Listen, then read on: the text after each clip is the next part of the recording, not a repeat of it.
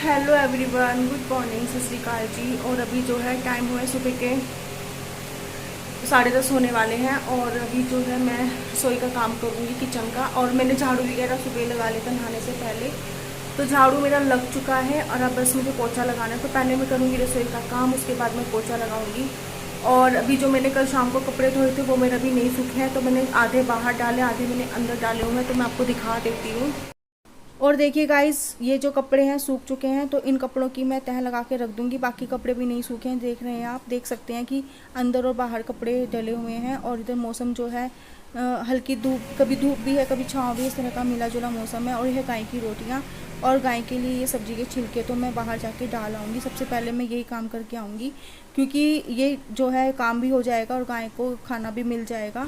तो चलिए अब मैं जो है बाल्टी में सर्फ डाल के कपड़े धो के रखूँगी। तो जब तक ये कपड़े मेरे भीगेंगे तो मैं अपने काम भी निपटा लूँगी सारा, क्योंकि मेरी जो वॉशिंग मशीन है ना, वो धोने वाला जो साइड है वो थोड़ी ख़राब हो चुकी है, तो पानी अपने आप ही लीक होता रहता है। तो पानी डालो तो सारा पानी निकल जाता है कपड़े वॉश करते करते इतने में ही।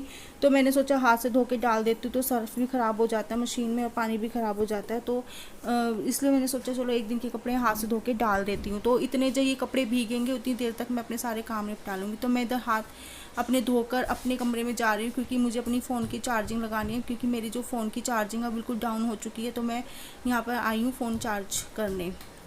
तो अब जो है सारा काम कर चुकी हूँ, बर्तन वगैरह साफ हो चुके हैं, रसोई साफ़ हो चुकी है। मैंने अपना दूध यहाँ पे रखा है, गर्म था, तो मैं ठंडा होने के लिए रख दूँगी, क्योंकि मैं दूध ज़रूर पीती हूँ। और कई दिन से 2 दिन से मैं पी भी नहीं रही थी, मैं सोचा दूध पी लेती हूँ। तो सारा काम हो चुका है और अभी झाड़ू पोछा लग चुका है और बर्तन वगैरह हो गए, बस कपड़े रह गए हैं। एक्चुअली मेरे वो पूरे बॉडी में ना अजीब सा दर्द हो रहा है, तो मैं थोड़ी देर रुक के, ये मेरे हाथ में दर्द कर रहे हैं थोड़े थोड़े। तो वीकनेस है ना, अभी तक गई नहीं है वीकनेस पूरी तरह से।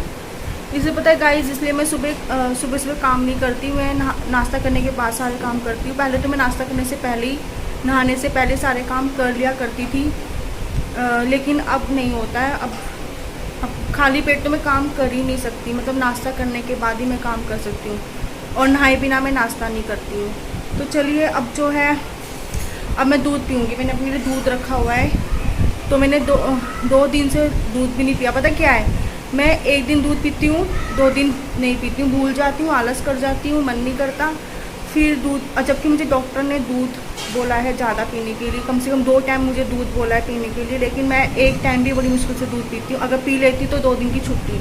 तो मेरे साथ ऐसा हो रहा है, लेकिन अब मुझे रेगुलरली दूध पीना है तो पीना है ना। अब मैं इसका नियम बनाऊँगी। मेरे ना पूरे बॉडी में पेन हो रहा है, ये जो फिंगर्स है ना, इनमें बहुत दर्द हो रहा है और अजीब सा दर्द हो रहा है। एक तो होता है कि दर्द हो रहा है, एक होता है सुनसुनाहट सा दर्द हो रहा है, वो दर्द हो रहा है मुझे, अजीब सा दर्द हो रहा है। तो अभी मैं दूध पी के थोड़ी देर रेस्ट करूँगी। जब मुझे लगेगा ना कि मैं काम कर सकती हूँ तो मैं कपड़े वॉश करूँगी उसके बाद, क्योंकि अभी मैं रेस्ट करना चाहती हूँ। तो गाइस अभी जो है 12:30 से ऊपर हो गया टाइम, और कपड़े वगैरह मैंने सब वॉश कर लिए हैं। और एक दिन के कपड़े थे तो मैंने वॉश कर लिए, हाथ से धो के डाल दिए थे, मशीन में सुखा लिए थे मैंने। और अभी जो है कपड़े की तह भी लगा के रख दी, जो भी कपड़े सूख गए थे मेरे। तो अभी थोड़े से कपड़े रहते हैं सूखने के लिए, जो कल मैंने रात को धोए थे, कल शाम को जो मैंने धोए थे कपड़े। तो चलिए अब जो है पूरियाँ बनाऊंगी लंच में। आटा गूंदा हुआ है, और हरजोत जो है पूरियाँ खाने के लिए कह रहे हैं, तो उनको पूरियाँ खानी है। और तो बस बाकी कुछ नहीं। और बैठे हुए हैं यहाँ पर, अपना नाम लिख रहे हैं कार्डबोर्ड पे, पेपर बोर्ड पे।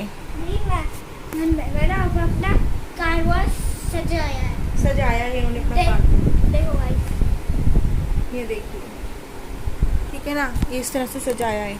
तो कल है इनका मैथ का ओरल का पेपर, तो मैंने इसकी तैयारी तो करवा दी है। बाकी देखिए क्या करते हैं ये।